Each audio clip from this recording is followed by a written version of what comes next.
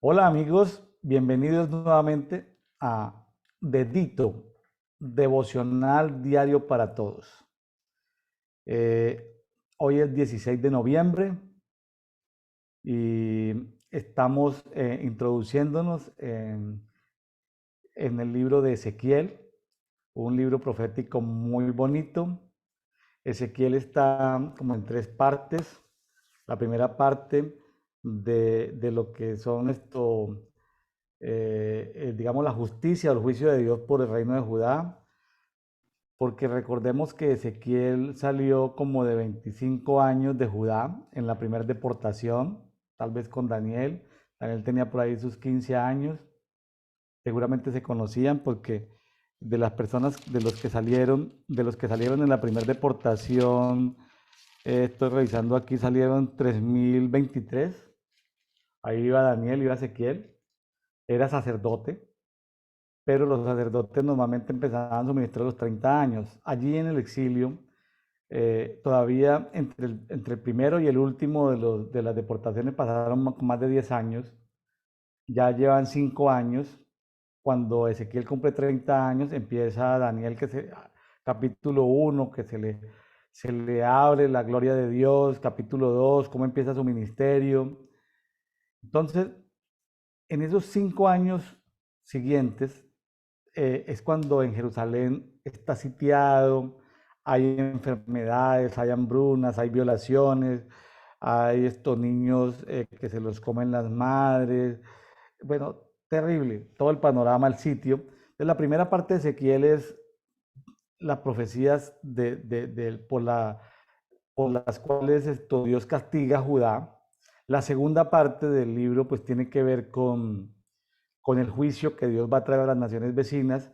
Y la tercera parte del libro pues tiene que ver con la restauración, vista desde el punto de vista de lo que iba a ser la restauración de Israel y Judá, pero también la restauración de la simiente de Abraham. O sea, hay pasajes que aplican para todos los tiempos. Entonces, es un libro muy bonito. Pero aquí, cuando nos vamos a meter en el capítulo 3 y 4 de Ezequiel el día de hoy, tiene que ver con esos años donde todavía está Jeremías allí profetizando con Baruch, ahí todavía en Jerusalén. Bueno, eh, también vamos a compartir el día de hoy Hebreos 11, un capítulo muy bonito, porque tiene que ver como con la historia de esos héroes de la fe, muy bonito, porque la fe pues tiene muchas connotaciones, pero aquí vemos es como la historia de la confianza de gente que se ganó la amistad de Dios. Para uno ganarse la amistad de Dios necesita creerle. Aunque en lo natural no se esté viendo, en lo espiritual creerle. Claro, también uno necesita verlo en lo espiritual para poderle creer. Entonces todo eso es contado como justicia, ¿no? Ahí tenemos esos ejemplos muy bonitos de gente que desafió a través de la fe, desafió lo que veía en el mundo natural. Bueno, hoy tenemos el privilegio nuevamente de contar con una invitada especial que la tenemos aquí cada 15 días, cada 14 días. Yarledi Milena Zapata desde Medellín, Colombia. Bienvenida, Yarledi. Hola, muchísimas gracias por la bienvenida y por siempre recibirme con tanto gusto, con tanto amor en este programa, que se ha convertido en una bendición para mí y para las personas que lo pueden observar, que pueden hacer parte de él. Es un privilegio de parte de Dios estar aquí y recibir para dar y seguir recibiendo. Bueno, Yarledi, pues nos tocaron dos capítulos de Ezequiel el día de hoy. Estamos siguiendo, para los amigos que recién nos están empezando a escuchar, estamos siguiendo una guía de tantas guías que hay. Estamos siguiendo una guía. Está en la versión de papel. Digo de papel porque en la digital no está. La Biblia de las Américas. Hemos puesto en el grupo público que tenemos en Facebook, hemos puesto en la sección de archivos una foto de esa guía. Para el 16 de noviembre corresponde Ezequiel, Ezequiel, aquí tenía anotado Ezequiel, ya me confundo, Ezequiel 3 y 4 y Hebreos 11, vamos a tratar la segunda parte. Bueno, ya leí, pues vámonos con Ezequiel, capítulo 3. 3. Claro que sí. Acá en mi Biblia, la de las Américas, dice que es comisión del profeta. Así se titula este capítulo 3. Nos habla de cómo Dios le dice a Ezequiel que se coma este rollo. Es cuando ya Ezequiel está en todo este proceso del que usted hablaba ahorita, que ya posiblemente hasta amigo de Daniel fuese. Mm, dice que él abrió la boca y se comió el rollo, ¿cierto? Habla en el versículo 3 de dos, digamos, qué particularidades. Dice, alimenta tu estómago y llena tu cuerpo de este rollo que yo te doy. Veo que hay una palabra alimentar y una llenar. Me pareció pues como muy interesante que hablara como de esa parte, ¿cierto? Con ese rollo. Dice que él lo comió y que fue dulce en la boca del profeta Ezequiel. Fue dulce ese rollo. Y luego pues encuentro cómo Dios le habla a él de que le hable a este pueblo rebelde, pero que el pueblo no le iba a escuchar. Es muy triste y la verdad yo digo que es un tanto desafiante porque siempre que nosotros queremos ir a dar una palabra, y por ejemplo nosotros que estamos en este momento en este conversatorio de café y oración, de Prayer and Coffee, con la fe puesta en que lo van a ver muchas personas en directo, por diferido, y que esas personas les va a llegar palabra de Dios y les va a ser impactada en sus vidas de cierta manera. ¿Cómo fuese que Dios nos dijera a nosotros, Pastor William, hagan el dedito, el devocional, el Prayer and Coffee este día, pero la gente no los va a recibir? Pues, cierto, sería muy triste, porque finalmente lo que nosotros esperamos es que la gente, pues de que Dios a través de nosotros los acá y de las personas que todos los días, día a día, participan de este movimiento Prayer and Coffee, que Dios les lleve una palabra y que muchas vidas sean transformadas, sean tocadas, sean cambiadas, que haya guía, que haya luz.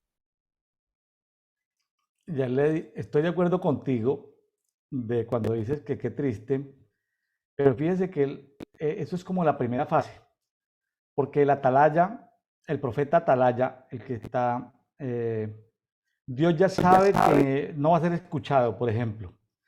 Sin embargo, hay como un protocolo profético de parte de Dios. Pues no estamos diciendo que sea profeta, sino que hay como un protocolo de comportamiento de Dios, de que Dios deja como testimonio de que envió la palabra. Él sabe que no va a ser recibida, pero la envía de todas maneras. Entonces, cuando uno puede en una primera fase, estoy de acuerdo contigo, uno se siente en sus emociones, pero luego viene en una segunda fase que entendemos como Dios entiende, y es de que a veces hacemos trabajo infructuoso, como atalayas. ¿Me hago entender? Al principio sus emociones se resienten en una primera fase y uno reclama, Dios mío, pero ¿por qué no me escuchan el mensaje que traigo? Pero luego se da uno cuenta que el propósito de Dios es dejar como un testimonio, porque allá en la justicia de Dios, en algún momento todos se presentarán delante del trono de la justicia a decir, bueno, pero lo que pasa es que fue que no me dijeron, que me dijeron, que yo no entendí, qué tal. Ahí salen 3D los hologramas, la película diciéndote, vea lo que, o sea, nadie podrá tener excusa para hacer, digamos, en términos de justicia o de juicio, nadie podrá tener excusa. Entonces yo creo que los atalayas debemos, de alguna manera, los que tengan rol de profetas atalayas, o sea, que no van a ser escuchados, o sea, que su éxito va a ser cero, eh, porque no va a ser escuchado. De todas maneras, en el mundo celestial, en el mundo espiritual, sí es un éxito porque Dios desea poner como Dios deja que, quiere que eso quede registrado. Entonces, es importante ese registro, es importante ese registro. Bueno, que no se nos olvide que al principio sí, nos afectan nuestras emociones. A mí el Señor me ha hablado claramente, ya le de llevar palabra a personas claves y no te dan cita, te dan cita, no te la cumplen, luego dicen que te confirman y después nunca los vuelves a ver. Y uno queda, pero sin ningún, uno queda como, pero plop, ¿qué pasó aquí? Y con el tiempo el Señor dice, no, ya pasó el tiempo, tranquilo, déjamelo ya en mis manos, ya no necesitas ir a llevar esa palabra. Entonces, si uno fracasa como atalaya, uno fracasa porque las emociones de uno, pues uno de todas maneras estamos en un cuerpo físico y emocional, pero uno entiende que la gente tiene toda la libertad para rechazar la voz de Dios. La gente tiene toda la libertad para rebelarse en contra de Dios. Entonces, porque la luz vino al mundo, pero la gente no prefiere la luz, la gente prefiere las tinieblas. Entonces, ya le di, pues le toca a uno más adelante ir como administrando las emociones para, para, para entender por qué hay gente que es rebelde contra Dios a pesar de la amplia generosidad demostrada por Dios, ¿no? En amor y misericordia. Claro, y finalmente colocar, como dice la palabra, poner los ojos en Jesús y en que nuestros tesoros serán en los cielos. Aunque uno a veces tiene un corazón, uno a veces, no sé cómo llamarlo, pero uno a veces quisiera ser más bueno que Dios y salvar hasta el diablo, como dicen por ahí, ¿cierto? Salvar a todo el mundo. Pero en lo que se llamaría la justicia de Dios, nosotros debemos de poner los ojos en Cristo y darnos cuenta que por más que querramos ir al mismo infierno, a las mismas regiones de cautividad por ciertas personas y sacarlas de allí, ayudarles, si las personas no están listas, no están dispuestas o no quieren salir o no sé, eso es tiempo perdido. Sí, es tiempo Y perdido. me parece muy curioso, como usted lo dice, porque acá también lo dice que en el 4:3-4 me dijo además, hijo de hombre, ve a la casa de Israel y háblales con mis palabras, porque no eres enviado a un pueblo de habla incomprensible y lengua difícil, sino a la casa de Israel. Es decir, el lenguaje y el mensaje iba a ser completamente comprensible. Lo que sucedía es que, como dice acá, eran unas personas rebeldes. Más adelante habla de que toda la casa de Israel es terca y de duro corazón, y que por eso ha hecho el rostro de Ezequiel duro. O sea, que Ezequiel yo me imagino que miraba así con dureza, pues tenía un rostro fuerte, según dice la palabra. Yo ahorita pensaba en esas personas que irradian dulzura con la misma mirada, ¿cierto? Y como Dios aquí al profeta le permitió tener un rostro fuerte y duro y dice que la frente era dura como la de sus frentes, ¿cierto? Porque eran casa rebelde. También le habló, le dijo, hijo de hombre, recibe en tu corazón todas mis palabras y que le hablara pues a todos los desterrados, ¿cierto? Claro. El espíritu levanta a Ezequiel más adelante por acá en el capítulo 12, porque él cayó pues postrado, pero que a pesar de que lo levantó y lo tomó, que él iba con amargura en la indignación de su espíritu, Claro. pero que la mano del Señor era fuerte sobre él. O sea, el profeta acá reconoce que a pesar de que está ahí en plena presencia y gloria de Dios, en plena direccionamiento de Dios, su alma estaba en amargura por la dureza del pueblo. Y a veces Sí, nos pasa que queremos, vuelvo y lo digo, salvar a tantas personas si nos fuese posible, cumplir propósitos y hacer cosas maravillosas, pero si las personas no se disponen, uno finalmente solo cumple como hasta donde uno puede y a pesar de que le queda como esa amargura en el corazón a uno o esa tristeza, uno sabe que cumplió hasta donde Dios lo dirigió. claro. Sí, recordemos que faltan todavía 5 años para el último tercero destierro de Jerusalén. Estamos en la etapa más dura de toda la historia de Jerusalén y una de las etapas más duras de Jerusalén.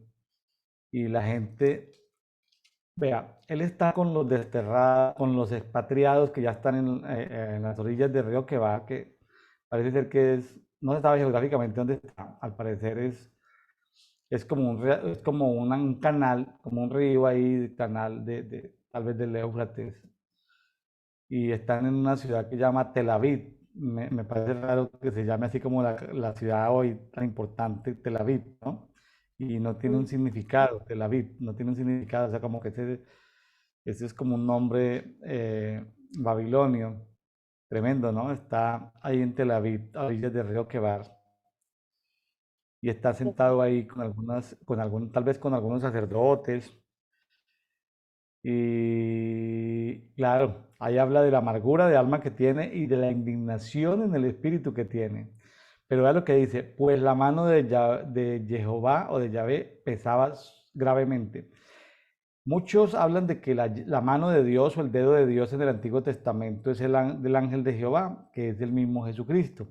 Entonces imagínense como él ha tenido esa revelación de la gloria de Dios tan grande, que ha visto los seres vivientes, que ha visto los siete espíritus de Dios, que ha visto la rueda de la creación, que ha visto el trono, que ha visto el mar de cristal, así como Juan en el Apocalipsis, o sea, él ya sabe, él ya fue, vamos a llamarlo, él ya fue conquistado por Dios al mostrar de su gloria, él ya se dio cuenta, pero él dice, pero él tuvo ese privilegio, ¿no? Pero entonces él tiene dos grupos de personas a los que predicarle. A los que ya están en la cautividad, pues que no estaban tampoco engrillados, cautivos, no, estaban viviendo ahí. Ya fueron llevados y eran tan poquitos que los dejaron ahí. O sea, ya no estaban como sufriendo una esclavitud, ¿no? Porque Dios les dijo, vayan y van a estar 70 años y tranquilos, ahí van a estar bien, van a casarse, van a trabajar, Dios los va a prosperar. Pero ahí está la gente con ese remordimiento, pero ¿por qué Dios nos hizo esto? Ahora, lo que no pueden entender es por qué Israel había sido desmembrado y por qué Judá estaba siendo desmembrado y no las naciones de alrededor. Ellos todavía no habían podido entender por qué el juicio de Dios empieza en casa y luego en el vecindario, ¿no? Entonces, ellos no lo han podido entender. ¿Por qué primero Judá? Por eso el profeta en su segunda parte ya profetiza contra Edom, contra Egipto, contra Libia, contra Lidia, hoy es Anatolia, Turquía, contra Etiopía, contra Tiro y Sidón. Entonces, esos vienen después.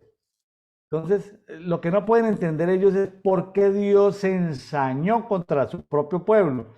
Pero Dios no está ensañándose contra su propio pueblo. Lo que pasa es que su propio pueblo traicionó a Dios. ¿Sí? Y Dios claro, sigue generosamente dándoles oportunidades. exactamente.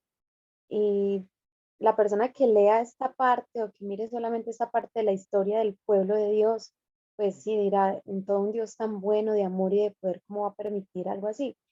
Pero si se va atrasito, desde el Éxodo, diría yo, como para no ser, no tan atrás, los jueces y toda la historia de Israel de cumplir ciclos de rebeldía, ciclos de desobediencia, ciclos de idolatría y de despreciar a los profetas, pues realmente ellos llegaron a un punto en que ya, yo diría que derramaron como esa copa.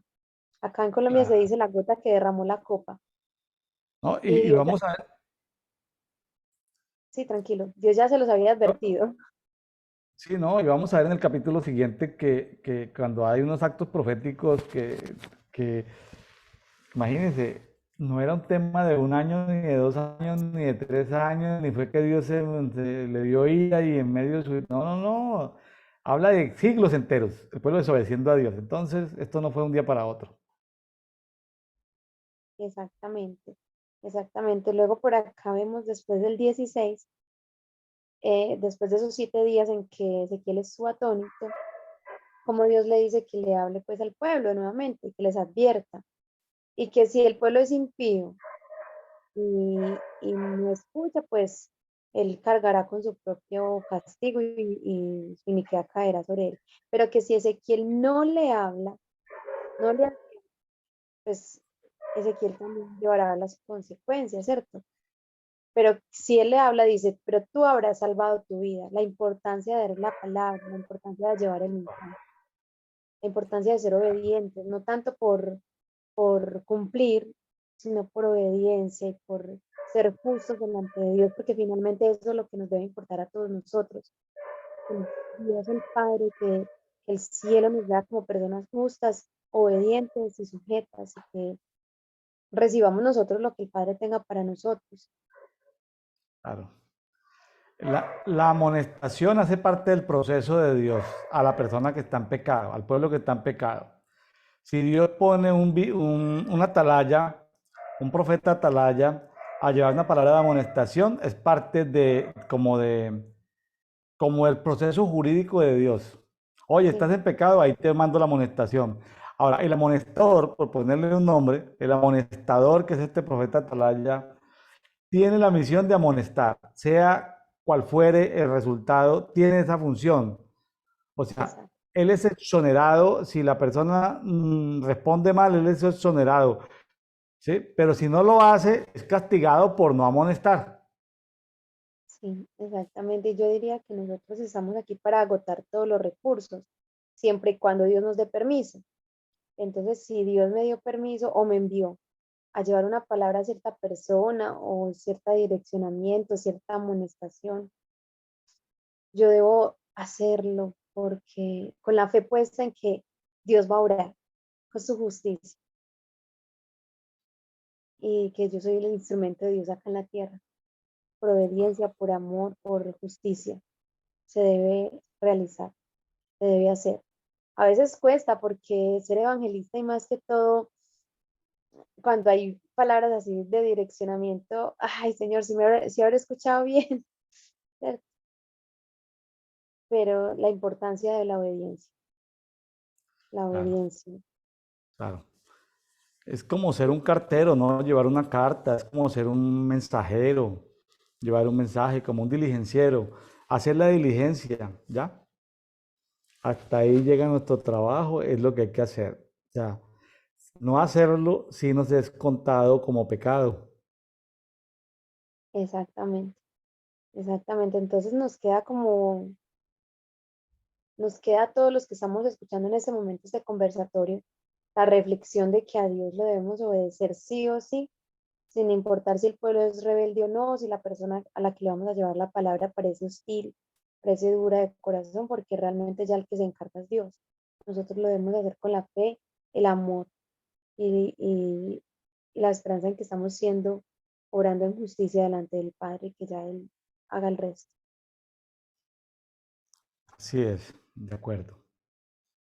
Así es. Entonces, esto es lo que encuentro yo acá en este capítulo 3 hasta el momento. Ujú. Sí, señor. Entonces nos pasamos para el 4.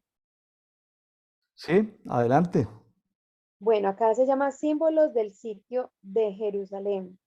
En este capítulo hay un montón de símbolos fuertes que Dios le indicó al profeta que realizara para representar todo Ujú. lo que venía sobre el pueblo en todo este proceso. Primero lo llama a tomar una tableta de barro y ponerla delante de él y grabar en ella una ciudad, o sea, Jerusalén, y empezar a representar en ella el sitio que le había de venir, ¿cierto? Luego le dice que tome una sartén de hierro y que la coloque como un muro de hierro entre ti y la ciudad, y que dirigiera el rostro hacia ella y que ella quedará bajo sitio. Tú la sitiarás. Esta es una señal para la casa de Israel. Tremendo, tremenda instrucción, porque, o sea, ponerlo a hacer cosas ante un pueblo duro de corazón, cosas como tan, pues yo no sé si en ese tiempo eran muy comunes, pero en ese tiempo eso sonaría como, ay no, esa persona está loca, para Claro. para el que no tiene entendimiento, pues. ¿No? Y la gente no se espera o sea, había, como había habido tanta falsa profecía, tanto falso sacerdote, tantas corrupciones en los líderes espirituales, la gente creía que Dios los iba a perdonar al final. Porque como los ha perdonado tantas veces, y entonces profetizando en el exilio de que el sitio, O sea, él está viviendo lo que está sucediendo en el campo, ¿no? Desde allá, desde Babilonia, él está con este acto profético casi que profetizando lo que se está viviendo allá en el sitio de Jerusalén. Tremendo, ¿no? Para él como profeta, ver qué se está sucediendo, porque pues todo lo que está sucediendo, ¿no? Ya lo hemos repetido varias veces. Tremendo, pero bueno, no sabemos cuántas personas se dieron cuenta de lo que estaba haciendo Ezequiel, no lo sabemos, pero alguien se tuvo que haber dado cuenta, ¿no? Claro, y personas posiblemente muy representativas del pueblo de Dios, para que recayera sobre ellos como la responsabilidad tan grande de poderlo ver y considerar. Bueno, luego dice que lo manda a acostarse sobre el lado izquierdo durante 390 días. Tremendo, montón de tiempo y tan obediente Ezequiel. Una Eh, obediencia de admirar la del Eso es más, profeta. más de un año acostado, ¿no? Uy, sí. Y sobre el mismo lado. Pero sabe que cada día significaba un año de iniquidad. Sí, tremendo. Sí, lo que yo em, entendí de esa parte, y ya usted me corrige o me aumenta, pues me complementa, es que Dios le manda primero que se acueste sobre el lado izquierdo, ¿cierto? Y que ponga sobre él la iniquidad de la casa de Israel por esos 390 días, ¿cierto? Luego dice que se acostará por segunda vez, pero sobre el lado derecho, y que llevará la iniquidad de la casa de Judá, ¿cierto? Por 40 días, un día por cada año. Y luego dice que te ataré con cuerdas para que no puedas volver de un lado al otro hasta que hayas cumplido los días de tu sitio, ¿cierto? Que esto, lo que yo entiendo es que esto representa es que la iniquidad no deja moverse, sino que lo ata. La iniquidad ata, la iniquidad cautiva, la iniquidad no deja progresar, no deja avanzar, sino que lo paraliza, es lo que entiendo que lo que él estaba representando allí. Sí, sí, pues hay varios elementos, ¿no? Es claro que es iniquidad, es claro que cada día representa un año. Y Sí, hay dos sentidos de cómo acostarse con esa tablilla y con ese sartén de hierro, ¿sí? Eh, 390 años de iniquidad de Israel y 40 años de iniquidad de Judá. Tremendo. O sea, como le digo, eso no fue de un día para otro. Eso fue, ah, eso fue, eso- pero porque el profeta tenía que vivir en carne propia de su ministerio, estar más de un año ahí acostado, ¿m? Y dirigiendo el rostro hacia Jerusalén, o sea, casi que viendo lo que estaba pasando en Jerusalén y profetizando contra Jerusalén. O sea, dura tarea eso, Dios. sí, tremendo, tremendo. Y las formas de Dios de hacer las cosas, porque, o sea, la mente humana no se entiende el por qué de esas formas, o al menos de tanto tiempo, ¿cierto? Porque es que es demasiado, pero bueno, uno comprende que Dios es soberano y Él hace como quiere y seguro hay muchos más misterios escondidos detrás de todo esto que tiene aquí como título símbolos del sitio de Jerusalén. Luego en el capítulo 9 nos habla de que Dios le dice a Ezequiel que tome trigo, cebada, habas, lenteja, millo y centeno y que haga pan con ellos, ¿cierto? Conforme a esos días que va a estar acostado y que lo comerá, ¿cierto? Y que el alimento que coma será de 20 ciclos, o sea, de 228 gramos por peso por día, y que lo va a comer de tiempo en tiempo. O sea, es decir, lo pone a comer unas raciones muy exactas de pan y a tomar unas porciones muy también exactas, pero tal parece que son escasas de agua, tanto el agua como el pan, ¿cierto? Es lo que entiendo. y que luego comería una torta de cebada habiéndola cocido sobre excrementos humanos a la vista de ellos. Pero entonces el profeta dice que no, pues que le pide al Señor que mire que él jamás ha comido nada inmundo, ¿cierto? Entonces el Señor le permite, dice, mira que te concedo que prepares tu pan sobre estiércol de vaca en lugar de excremento humano, ¿cierto? Y además, hijo de hombre, voy a romper la provisión de pan en Jerusalén y comerán el pan por peso con angustia y beberán el agua por medida y con terror, para que al escasear el pan y el agua se aterren unos a otros y se consuman en su iniquidad. Entonces yo veo que aquí cuando Dios permite escasez, permite la escasez es para que también se pueda ver que hay una iniquidad por la cual se está sufriendo esa escasez. Tremendo porque aquí el profeta está viviendo lo que está sucediendo allá en el sitio de Jerusalén. La gente Sí, en Jerusalén dice que los sacerdotes buscaban entre los estercoleros, o sea, ¿te imaginas las heces buscando cómo comerse casi las heces? ay, Las mujeres se comieron a sus sí, niños. La gente moría, ya lo vimos en Lamentaciones, la gente moría de hambre, quedaba muerto, nadie había que lo enterrara, o sea, la ciudad estaba oliendo a mortecino, las aves del cielo estaban comiéndose los mortecinos, es decir, putrefacto. No, o sea, el profeta estaba viviendo en carne propia lo que estaba pasando en Jerusalén. Y yo lo tenía ahí profetizando contra Jerusalén. Ahora,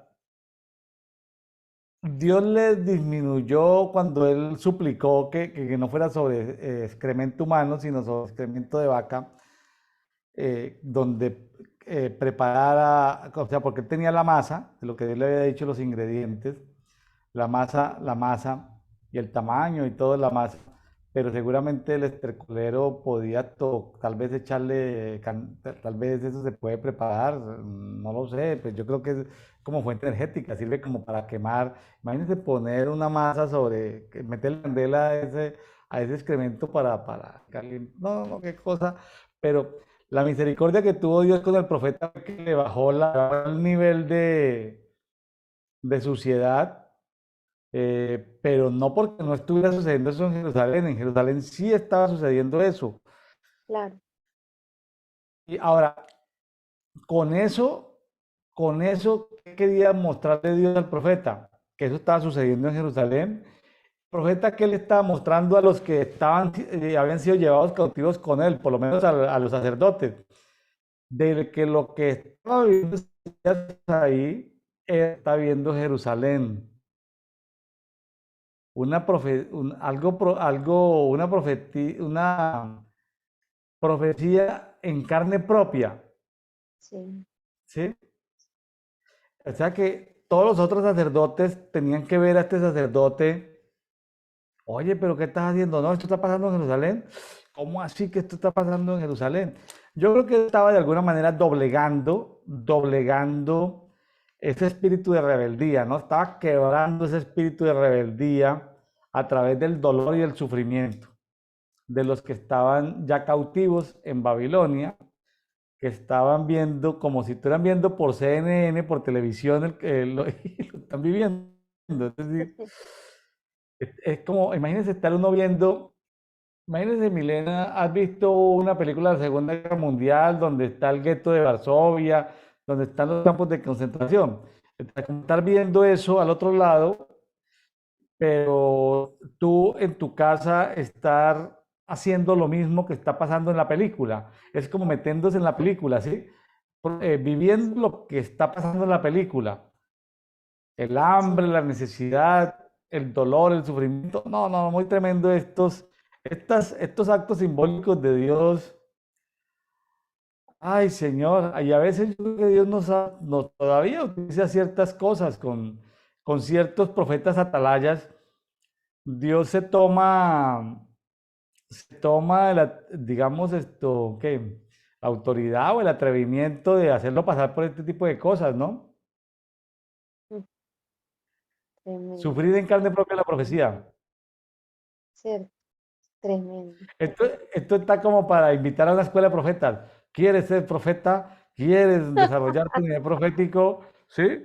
Vas a ver la guerra de Ucrania y ahorita Dios te va a poner así a sufrir. O sea, vas a ver la desnutrición de Sudán, de Etiopía, y vas a vivirla en carne propia. O sea, De oye, acuerdo. Señor, pero yo no quiero vivir eso. No, espérate, pues, ¿no? ¿Qué quieres ser profeta? A Eh, veces, a veces no sabemos ni lo que queremos ni lo que pedimos. Eso es verdad. Me trae a memoria algo que lo quiero compartir para que cuando pidamos algo a Dios o cuando oremos o declaremos algo a Dios, que consideremos el peso de nuestras palabras tan fuertes que son, que tengamos ese temor y que no pidamos nada a la ligera.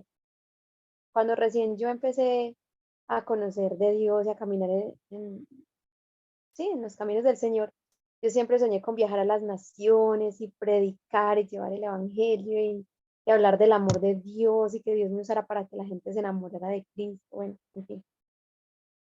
Y recuerdo hay una canción de Jesús Adrián Romero que dice, no tienes que buscar a nadie más, yo quiero ir.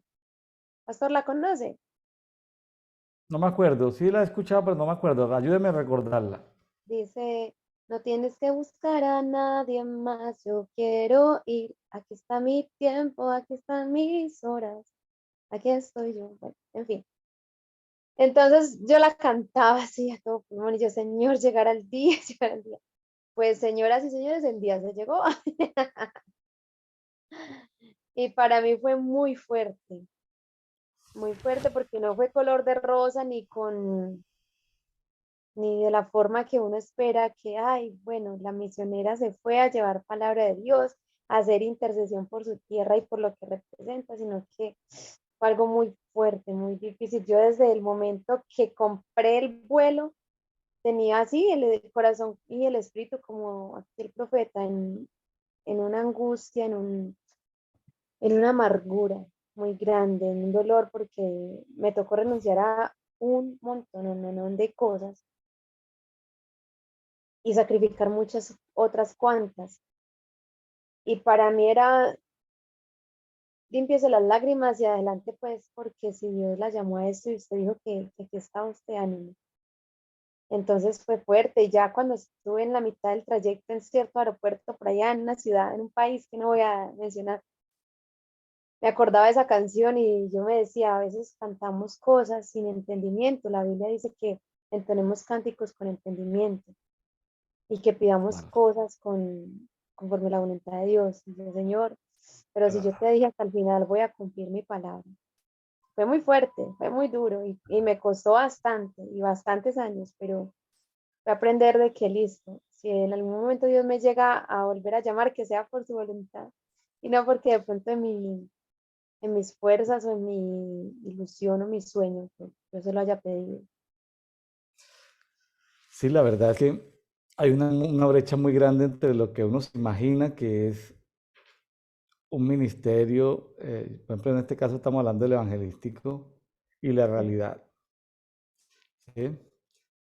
Y la realidad, si uno mira la biografía de no solamente de los 12 apóstoles, incluyendo pues a Matías que reemplazó a Judas, sino la biografía de los 70 de los que fueron de dos en dos, que evangelizaron en India, bueno, Afganistán, bueno, hasta por allá Armenia, bien arriba, por allá hasta, por allá llegando casi a lo que hoy es Ucrania, por allá, y llegando a Europa, hasta las Islas Británicas, bueno, eso me pone a ver cómo lo que hicieron, pues sí extendieron el evangelio, pero ¿a son de qué?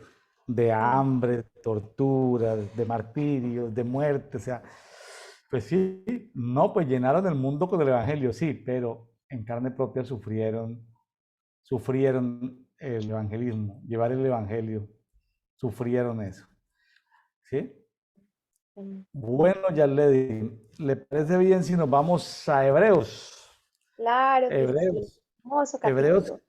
capítulo 11, vamos a leer de la mitad, desde el 20, desde el Sí, 20 hasta el 40. Amén. Sí, Señor. Hebreos 11:20, este es el capítulo de la fe. Se llamaría, pues aquí dice la fe y sus héroes. Yo lo llamaría el himno a la fe. Muy hermoso, de verdad. Acá en el 20 dice, por la fe Isaac, ya anteriormente habían hablado de Abraham, ¿verdad? Acá Sí. empiezan desde el 20 con Isaac, de cómo él bendijo a Jacob y a Esaú, aún respecto a cosas futuras. Es decir, él por la fe, y ahí es Ujú. donde lo recuerdo a usted, pastor, cuando nos enseñaba que la fe no es como esa esperanza de lo que yo quiero recibir y que yo declaro, sino que es algo que realmente vi en el mundo espiritual, algo que Dios ya me mostró. Claro. Sí, Sí, es que se tiende a confundir fe y esperanza, ¿no? sí, exactamente. La esperanza, yo digo que tiene un poquitico más que ver con el alma y la fe sí tiene que ver con el espíritu. Pero no nos debe avergonzar. De todas maneras, la esperanza no nos debe avergonzar. Claro, amén, amén, amén. Entonces, bueno, dice que Isaac los bendijo a sus dos hijos respecto a cosas futuras, es decir, Isaac pudo Sí, ver lo que venía de ellos, lo que Dios había ya destinado. sí. Luego dice que por la fe Jacob, al morir, bendijo a cada uno de los hijos de José y adoró. Me parece muy hermosa esta parte, apoyándose sobre el extremo de su bastón. Muy interesante. En el 22, por la fe José, al morir, mencionó el éxodo de los israelitas y dio instrucciones acerca de sus huesos. Tremendo. O sea, por la fe, es decir, aquí José pudo ver qué pasaba con los huesos de él si se quedaban allá en Egipto. Es decir, que sucede algo espiritual dependiendo de donde Claro, reposen los huesos de la persona. claro que sí. Interesante. Bueno, por la fe Moisés cuando nació fue escondido por sus padres, eso ya lo conocemos, ¿cierto? Porque vieron que era un niño hermoso y temieron pues a la ley.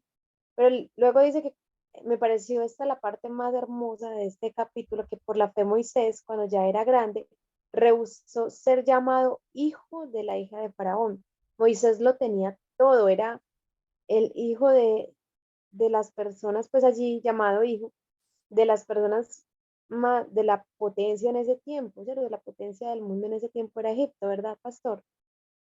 Sí, Y él rehusó ser llamado hijo de ellos, escogiendo más bien ser maltratado con el pueblo de Dios que gozar de los placeres temporales del pecado.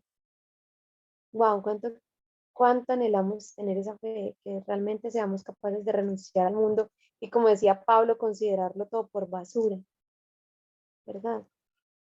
fíjese que a veces tenemos una imagen de Moisés muy de las películas viejas de Semana Santa, que Moisés medio bruto, que no entendía nada. No, Moisés a los 40 años, cuando él renuncia a ser hijo de la hija de Faraón, él ya tenía un entendimiento espiritual. Él ya sabía todo lo que iba a sufrir esos 40 años. Él, Mm. él ya había desarrollado una visión profética y ya veía lo que iba a sufrir 40 años por allá en esas montañas peladas por allá. Él ya sabía, él sabía que iba a cambiar aflicción, eh, él ya sabía la aflicción que iba a sufrir. Y porque tenía, pero aquí se el del pecado, porque eso es lo que produce el pecado, una cosa muy temporal, sea gozo, sea pasión, sea placer, eso es temporal, eso es un ratico para lo que es la eternidad. Amén.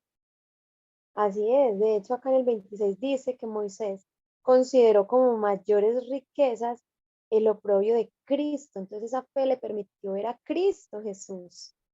Porque si lo mencionan acá es porque así lo vio Moisés. Entonces dice, lo vuelvo a leer. Correcto. Dice, consideró como mayores riquezas el oprobio de Cristo que los tesoros de Egipto, porque tenía la mirada puesta en la recompensa. Yo creo que Moisés podía escuchar a Jesús diciendo haceos tesoros en los cielos. Me parece Fíjese hermoso. que, fíjese que el autor de Hebreos está sacando a la luz que Moisés a los 40, porque él estuvo 40 en Egipto, 40 en el desierto, 40 cuando sacó al pueblo, bueno, 40, 40, 40. Fíjese Sí, que Moisés conoció a Cristo a los amén. 40 cuando tuvo que tomar decisiones, él ya conoció a Cristo. Que cómo lo conocía es lo que hay que preguntarle cuando nos encontramos con él acá en la nube de testigos, si estamos vivos acá y nos lo encontramos por ahí algún día en la nube de testigos, o preguntarle más allá, oye, ¿cómo tú conocías los vituperios de Cristo? Ella los conocía. Sí, tremendo, muy hermoso, Tremendo, ¿no?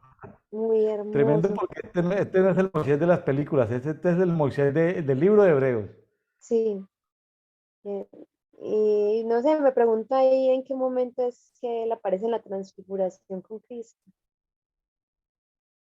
¿cierto? Tremendo, es que Ujú. es hermoso, hermoso Dios cómo maneja los tiempos, cómo Él tiene las máquinas del tiempo más sofisticadas de las que no nos las podemos ni imaginar, ¿cierto? Bueno, luego dice que por la fe Moisés salió de Egipto sin temer la ira del rey, porque se mantuvo firme como viendo al invisible. O sea, él veía, él podía ver, Moisés veía. Y por la fe Claro. celebró la Pascua. Hermoso, hermoso esto, porque fue Dios el que le reveló a Cristo mismo en la Pascua.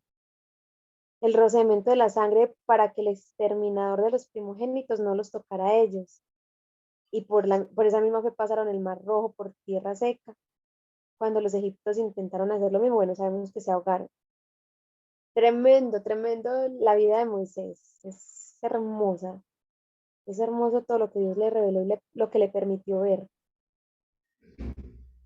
Muchos autores dicen que, pues varias personas que uno escucha hablar al respecto de la vida de Moisés, dicen que, bueno, que a pesar de que Moisés no entró a la tierra prometida, pero según todo eso yo digo que de cierta manera Moisés sí entró ya a la tierra prometida celestial, porque la pudo ver y vivenciar se pudo tomar la decisión, se pudo decidir por ella desde estos 40 años, porque tomó la decisión de caminar con el que verdaderamente es nuestra tierra prometida, que es Claro. Cristo. Sí, Bueno, sí. en el 30 nos habla de cómo cayeron los muros de Jericó por esa fe. He escuchado hablar, no sé qué tanta revelación tenga usted al respecto, pastor, para compartirnos, que cuando los muros de Jericó cayeron, después de ser rodeados esos 7 días, ¿cierto? Que fue realmente por el rúa del Señor, por la voz del Señor que cayeron, que venía el grito del pueblo, pero detrás del grito del pueblo venía el grito del Padre, del el rúa de Dios. No sé si lo ha escuchado, no sé si lo sabía, sí. A mí me llamó mucho la atención una enseñanza que nos dio en Medellín, Colombia, el arqueólogo Ron Charles, porque Jericó era una ciudad bien especial. Era como el centro espiritual de la tierra en ese tiempo. Había no sé qué cuántos dioses y, y cada dios tenía como su templo y todo cayó. Eso fue como ir al ónfalo de poder. Eh, por supuesto que hubo sonidos poderosos y si alguien dice que después del estruendo hubo la voz de Dios, pues eh, yo no recuerdo ahorita si el texto lo dice o no lo dice o si No, no lo dice. no lo recuerdo, que si no lo dice, pero tampoco, pero si alguien en el espíritu lo ha visto, pues yo simplemente lo veo como algo, algo como con lógica espiritual, ¿no? Sí, De que, pues imagínense, porque uno puede decir, yo no sé qué están haciendo los millares de ángeles en el cielo, pero si alguien dice que los ángeles aplaudieron, pues yo le voy a creer, porque si lo pudo ver, aunque no esté documentado, pues son cosas como que porque era que era la destrucción del sitio más importante de poder espiritual. Imagínense que estaban todos los dioses, a ver, vamos a decir que todos los reinos del mundo tenían un dios, pero allí en Jericó tenían la representación de cada dios, de los principales dioses de la tierra. Entonces, ahí fueron juzgados los dioses de la tierra. el Entonces, epicentro, pues. sí, entonces era algo explotar las naciones al decir, oye, pero en Jericó, nuestro Dios, el templo de nuestro Dios cayó en Jericó. ¿Eso qué? Miedo. ¿Quiénes son esos? ¿Quién es ese Dios que traen Claro, entró un temor en toda esa gente. Se estaba sintiendo el mover de Dios. Entonces, si alguien dice, los ángeles aplaudieron, pues yo digo, sí, me parece lógico que los ángeles aplaudan, que si Dios soltó su voz, que el viento, que el espíritu estuvo ahí, claro, que ahí estuvo Jesús como el ángel de Jehová, pues yo creo que sí. Yo creo que esa fue una guerra súper mega poderosa, ese de Jericó. Sí, de hecho, ahora que usted empieza a mencionar, pues, esta experiencia, sí, que compartió con Ron Charles, me dijo. No, Charles, Bueno, sí, mientras usted lo narraba, yo pude ver al león rugir, al león de la tribu de Judá. Pues lo pude visualizar mientras usted hablaba. Es lo que recibí en el momento, porque en el estudio que yo he hecho acerca de, yo lo he hecho ya en varios programas anteriores, de la revelación que he recibido acerca de lo que son los siete espíritus de Dios y cómo se representan pues en las siete áreas de la sociedad y en ese candelabro, los siete brazos, ¿verdad? Puedo ver, ahora usted que dice que allí estaba el epicentro de todos los dioses o la representación de todos los dioses a nivel mundial, pues obviamente de seguro había uno por cada área de la sociedad, por cada área de sí. gobierno. Entonces, no fue casualidad de que Dios los pusiera a dar siete vueltas, una por cada área, una por cada espíritu de Dios, una por cada aspecto de esos que representaba. Y bueno, lo último, cuando gritaron ellos, yo me imagino que también se unieron las potestades, perdón, el ejército celestial a rugir con ellos, a gritar con Claro. ellos, y entre ellos también, como usted lo dice, Jesús, y bueno, muy bello. Qué rico que, no sé si nos está escuchando alguien por aquí que le guste hacer películas, pero si pueden hacer la película, lo que estamos hablando sería hermoso. Así que se Sí. dimensione lo natural el pueblo de Israel, pero lo espiritual, toda la corte celestial lo operando. Y cayendo todos esos demonios, pues todos esos principados que representan las siete áreas y restableciéndose el diseño perfecto de la menorá allí. Muy bello. Sí, ayer estuvimos hablando en Dedito, ayer que tocó Ezequiel 1, estuvimos hablando mucho de la gloria de Dios, de la visión que vio Ezequiel.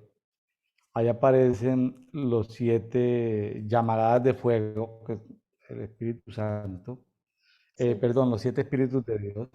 Aparece el Espíritu Santo como viento, aparece Jesús como agua, aparecen pues los cuatro seres vivientes, cada uno con los cuatro rostros, cada uno con cuatro alas, pero aparecen con imágenes muy como de hombre, ¿no? Rostro de buey, rostro de león, rostro de águila, rostro de hombre, pero también aparecen los ángeles rueda, ¿no? Los ángeles, las ruedas que se mueven para adelante y para atrás, que son como esos cubos que se llaman arman, pero que van para adelante y para atrás. Pero también vemos ahí los ojos de Dios, ¿no? Que también son espíritus de Dios. Ese es un misterio ahí, porque en cada rueda estaba llena de ojos y los ojos son espíritus de Dios. Entonces, son como misterios que vimos ahí. Sale un arco iris pues la luz es Jesús, el agua es Jesús, pero los siete colores pues son los siete espíritus de Dios. Estuvo bonito ayer el comentario, el conversatorio que tuvimos de Ezequiel 1. A los amigos que no lo han visto, les recomendamos revisen. El día de ayer estuvimos comentando Ezequiel 1 en dedito, muy poderoso porque ahí aparece la rueda de la creación. Aparece como una rueda que se llama una rueda como fundamental o principal. Dentro de la rueda está la casa de la creación. Y esto es muy bonito porque porque hay como versículos que dice que Dios lo creó todo a su voz, pero hay que como hacerle zoom a la rueda de la creación, meternos dentro de la casa de la creación y ver que fue por la voz de Dios que se creó, pero que había un grupo que fueron co-creadores con Dios de la creación. Estuvo muy bonita la conversación, así que los invitamos, si se perdieron el programa de Edito del día de ayer, por favor váyanlo y escúchenlo, está muy bonito. Sí, hermoso, hermoso. Es que todo esto, eh, estos días escuchaba yo a un predicador decir, bueno, hemos estado hablando hace muchos años para acá, mucho acerca de las regiones de cautividad. ¿Y qué tal si empezamos a hablar de las regiones celestiales? Y, o sea, me impactó mucho ese comentario porque realmente a veces conocemos más, o al menos en mi contexto, conocemos más de las regiones infernales que las celestiales y todas esas maravillas. Y pues a mí, por ejemplo, a mí me cuesta imaginarme esto que se acaba de hablar de estos ángeles con sus ruedas y sus ojos, porque uno pues en su mente humana los ve muy literales y la verdad se ven como más bien feos. Pero sería hermoso poder mirar esa casa de la creación, los siete espíritus de Dios, verlos en un contexto más o con una revelación mucho más cercana al corazón y a lo que es la identidad de Dios y cómo se quiere él manifestar a la tierra para que tengamos los diseños, ¿cierto? Porque sí, muy lindo ver todo esto allá arriba, interpretarlo y observarlo, pero también traerlo y establecerlo. Es muy bello, muy bello. Bueno, entonces continuando acá en el 32, dice, ¿y qué más diré? Pues el tiempo me faltaría para contar de On, de Barak, de Sansón, de Jefté, de David, de Samuel y de los profetas, ¿cierto? Y luego habla de una serie de características de lo que ellos vivieron a causa pues de Cristo, resumámoslo así, de Cristo, así como Moisés. Conquistaron reinos, hicieron justicia, obtuvieron promesas, cerraron bocas de leones, apagaron la violencia del fuego, escaparon del filo de la espada. Siendo débiles, fueron hechos fuertes, se hicieron poderosos en la guerra, pusieron en fuga a ejércitos extranjeros. Dice que las mujeres recibieron a sus muertos mediante la resurrección. Esta parte no la identifico muy bien. No sé si de pronto está hablando de la vida. Sí, no, ahí está hablando de los dos casos, está hablando de la resurrección del hijo de la viuda con Elías, eso está en Primera de Reyes 17, 17 al 27, y está Ya hablando de vi. la resurrección del niño también por el profeta Eliseo, Segunda de Mm, Reyes 4, 25 al 37. Entonces, está hablando de estas dos mamás que se les murieron sus hijos, entonces recibieron por resurrección a sus muertos, o sea, ya que Jesucristo todavía no había vencido la muerte, entonces Jesucristo todavía no ha resucitado. Entonces, lo que pasa es que fue tal el nivel de fe de estas mujeres que, sí, que fueron mujeres que forzaron tanto, le hicieron tanto, o sea, son mujeres que casi que agarraron a los profetas de aquí, o sea, usted me tiene que meter el hijo. Entonces, los profetas, la fe que soltaron estas mujeres, más la fe de los profetas, ellos tuvieron que viajar en el tiempo, una dimensión espiritual, viajar en el tiempo, cuando Jesucristo venció la muerte, cuando Jesucristo resucitó, y tomar del futuro ese bien del futuro, del bien venidero y traerlo al presente y que resucitara al muerto. Entonces, eso fue espectacular porque eran cosas que no estaban para ese momento. Mujeres, ¿quién les había dicho a esas dos mujeres que los hijos iban a resucitar? Pero ellas obligaron y le sí, dijeron, ahora, y después de que resucitan, dicen, imagínense que después de que resucitan, dicen, ahora sí sé que eres profeta. O sea, si no resucitan, no eran profetas. O sea, fíjate, pero es que no era el tiempo de la resurrección. Fue tal la fe de estas mujeres que esas mujeres aceleraron el tiempo de la resurrección. es que O yo digo que sea, no es un detalle menor, en nosotras hay un no es diseño un muy detalle grande. menor. También me trae memoria que cuando Jesús estuvo en su tiempo de ministerio en la tierra, hubo un episodio donde él también le resucitaba un hijo a una viuda, ¿cierto? en uno de los tantos milagros que él realizó. Él le resucitó el hijo a una viuda. Entonces, tremendo, tremendo, sí. En nosotras está la facultad de clamar, de gemir y de buscar, de alcanzar esa fe. Esa fe, es decir, yo cuando veo estas series de Eliseo, de Líos, yo las veo mucho con los niños. Me impacta mucho cómo recibieron de parte de Dios esa respuesta de resurrección, y Ahora, sí. sí. Aquí lo que yo veo es que los profetas fueron obligados a viajar en el tiempo. Tuvieron que entrar en el espíritu, viajar en el tiempo y traer algo que no era del momento, traerlo. Las mujeres pues no eran mujeres proféticas, eran mujeres de fe. O sea, ellas no lo estaban viendo, pero ellas creyeron y metieron en problemas a los profetas. Sí, tremendo, pero muy hermoso, la verdad, muy bello. Una de ellas se dice, pues he escuchado por ahí en canciones que la llaman la tsunamita, y que ella lo que hizo fue crearle como habitación al profeta, crearle esa habitación, esa morada a lo que representaría él, que sería la gloria de Dios, que todo lo que está muerto resucitaría. Es lo que he escuchado últimamente y me parece muy bonito.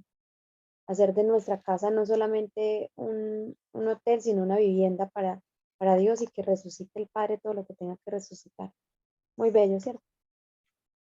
Bueno, Ujú. dice que ellos no aceptaron liberación, todas esas personas de fe, a fin de obtener una mejor resurrección, ¿cierto? Dice que otros experimentaron insultos, azotes, cadenas, prisiones, otros apedreados, aserrados, tentados, muertos a espada, y anduvieron de aquí para allá cubiertos con pieles de oveja y cabras, destituidos, afligidos y maltratados, de los cuales el mundo no era digno. Tremendo, tremendo título. El mundo no fue digno de él. Errantes por desiertos, montañas, cuevas y cavernas. Y finalmente dice, y todos estos, habiendo obtenido aprobación por su fe, no recibieron la promesa.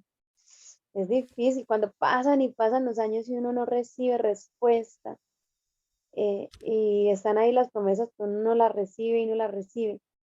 Y luego aquí hay una esperanza para los que de pronto hemos clamado por años por algo y clamamos y no se ve como la respuesta dice, porque Dios había provisto algo mejor para nosotros, a fin de que ellos no fueran hechos perfectos, sino nosotros.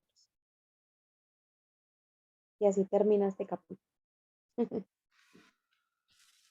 De todas maneras, es muy confrontante lo que dice en el 39, 11:39 de Hebreos, que ellos se movieron en fe, pero no recibieron la promesa. Sí, Eso de no recibir la promesa, teológicamente puede ser interpretado como un incumplimiento de parte de Dios. O sea, le entregaron su vida a Dios y Dios no les cumplió. Entonces uno dice, wow. sí. Pero luego explica de que no lo recibieron porque Dios les preparó algo mejor. Entonces, es decir,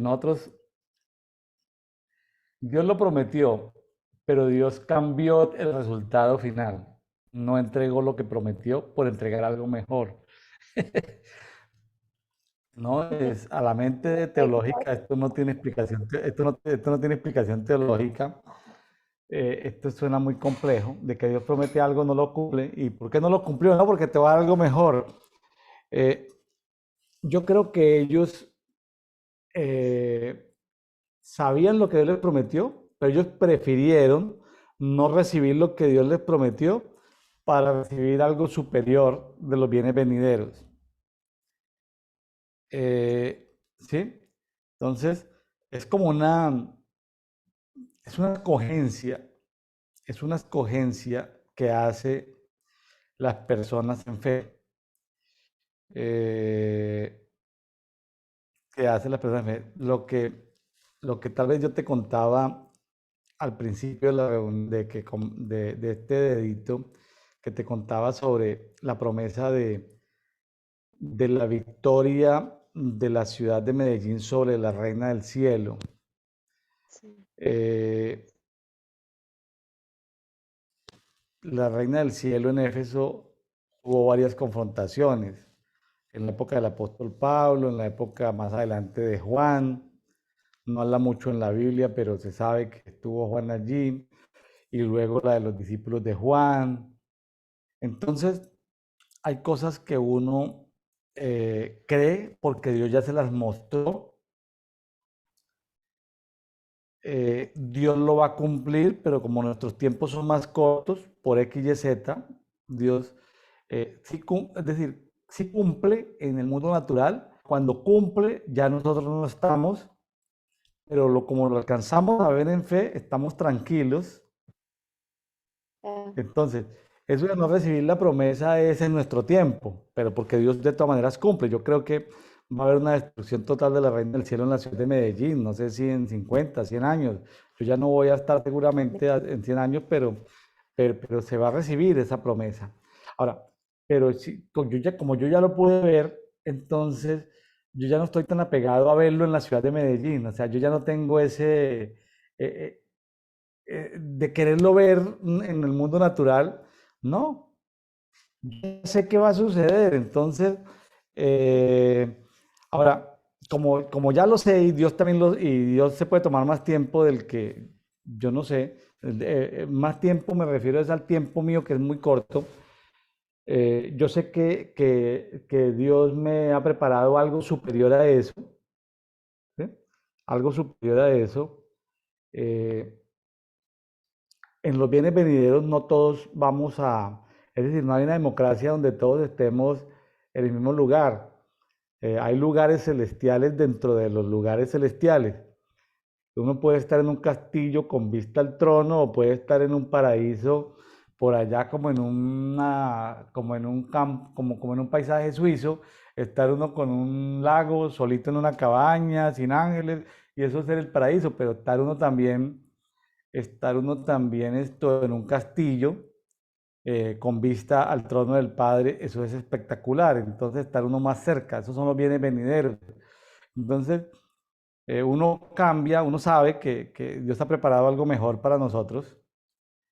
Entonces, ya por ejemplo, o sea, yo sé que Dios va a cumplir esa promesa, ya lo vi en el Espíritu. sí. Eh, ya no, es decir, ya no tengo esa carga de si lo veo o no lo veo, si Dios me cumplió o no lo cumplió, Dios lo va a cumplir. Amén. Entonces, pero para mí es más importante el bien venidero, es decir, lo que Él ha preparado para mí.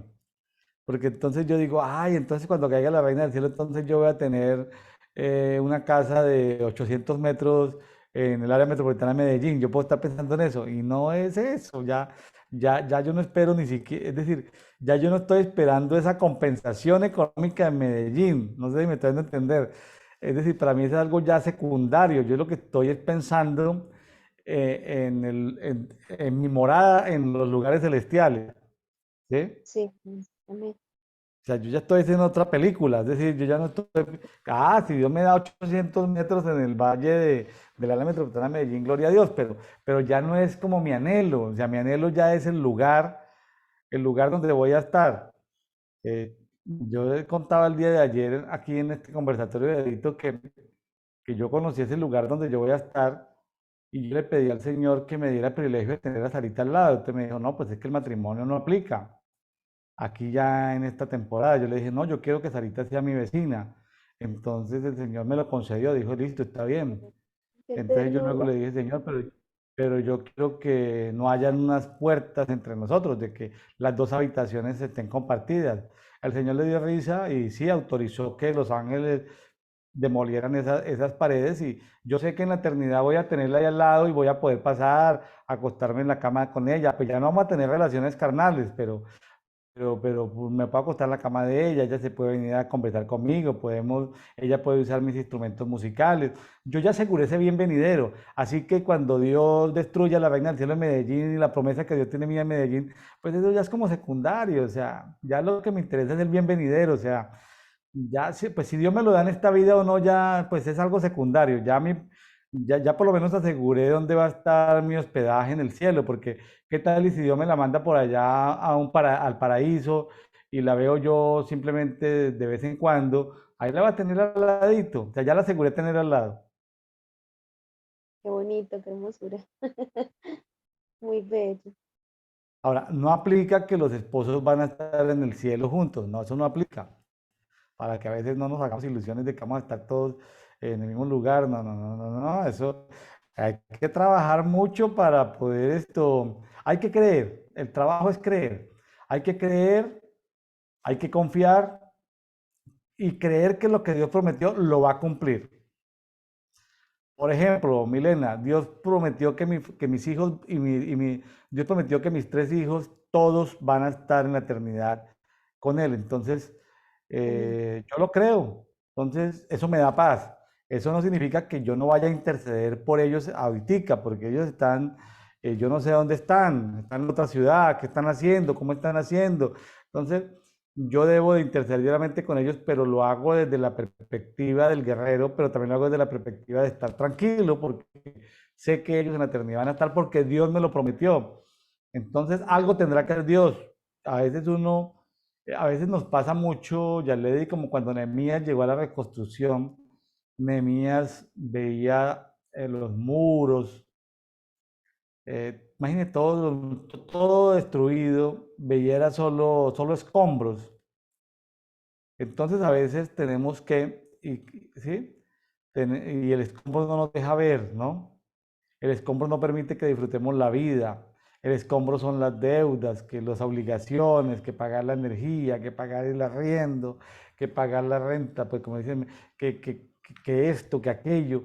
Y como que esas cosas temporales no nos dejan ver, no nos dejan ver en fe como en una mayor distancia. Como decir, como cuando está en un aeropuerto, visibilidad 5 kilómetros, todavía no podemos salir al aeropuerto, visibilidad 10 kilómetros, el aeropuerto sigue cerrado. No, esperemos que haya visibilidad 20 kilómetros. Entonces, uno necesita visibilidad 50 kilómetros para que los aviones vuelvan a funcionar en el aeropuerto. Entonces, uno lo que necesita es no ver ese escombro, como subirse a un lugar alto, ver en fe hacia el futuro y decir, sí, ahorita tengo estos problemas, pero en fe, vamos, entonces, uno tiene que eh, a ver, uno no puede ser tonto y negar la condición, hay condición, y yo creo que uno como intercesor sabe la condición, pero uno en fe se levanta a un lugar celestial y en fe uno ya no ve la condición, o sea, la ve, pero ve la posición, desde la posición uno ve el resultado final de la película, entonces el resultado final de la película dice que la reina del cielo algún día va a ser destruida en Medellín, yo creo a Dios, entonces... entonces, si yo me apego ay, yo quiero ver la reina del cielo caída para yo ir y poner ahí pues mi bandera y decir que aquí cayó, entonces, no, pues ya no me importa, ya no me importa eso, ya no me importa, ya sé que Dios lo va a cumplir, entonces, ya lo que me interesa son los bienes venideros, entonces estoy trabajando más por los bienes venideros, así como estos hombres de acá que estaban, oye, por ejemplo, por acá hablaba de que algunos prefirieron ser torturados porque sabían que iban a tener una mejor resurrección. Exactamente.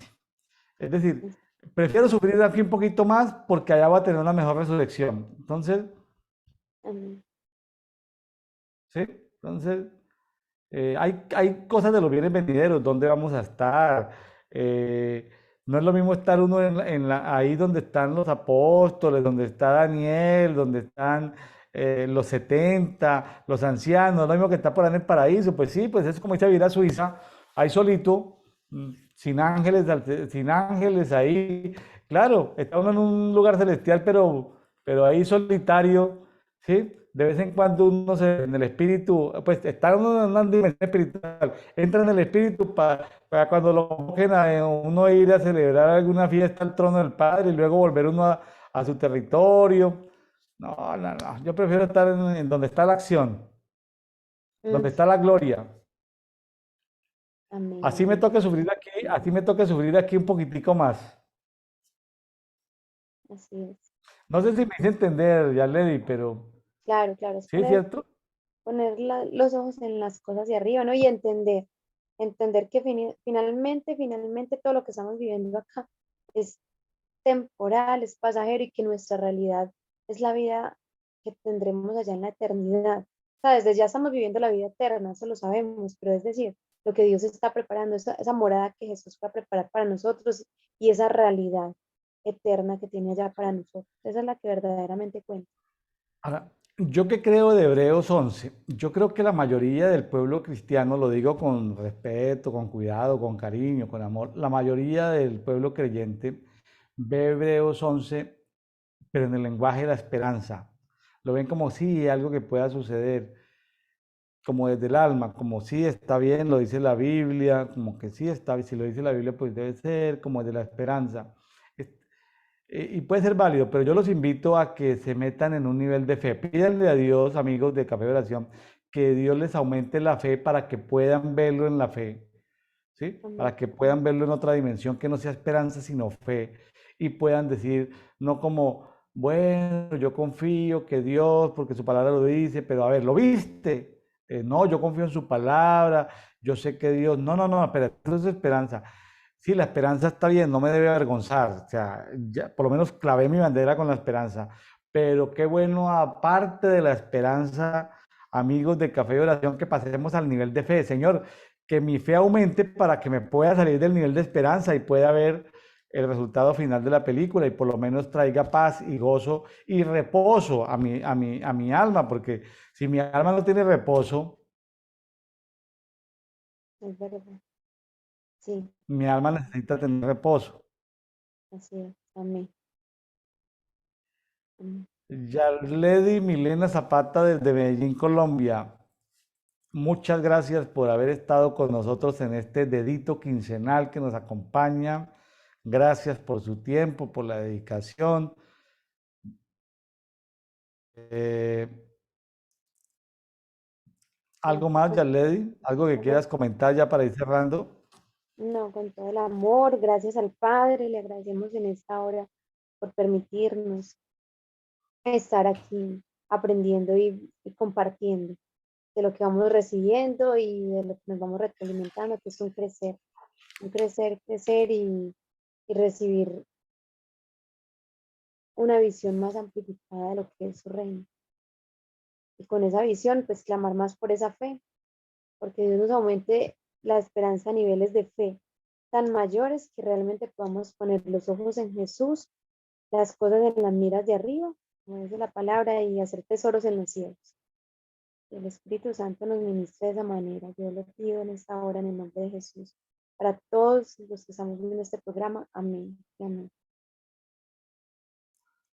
Amén. Bueno, amigos de Café de Oración, nos vemos el día de mañana. Por favor, comparta con otros, comparta a través de las redes sociales, invite a otras personas a que se suscriban a nuestros canales en YouTube, a que entren a participar en el grupo público en Facebook que se llama Café de Oración. Muchas bendiciones para todos. Chao, amén.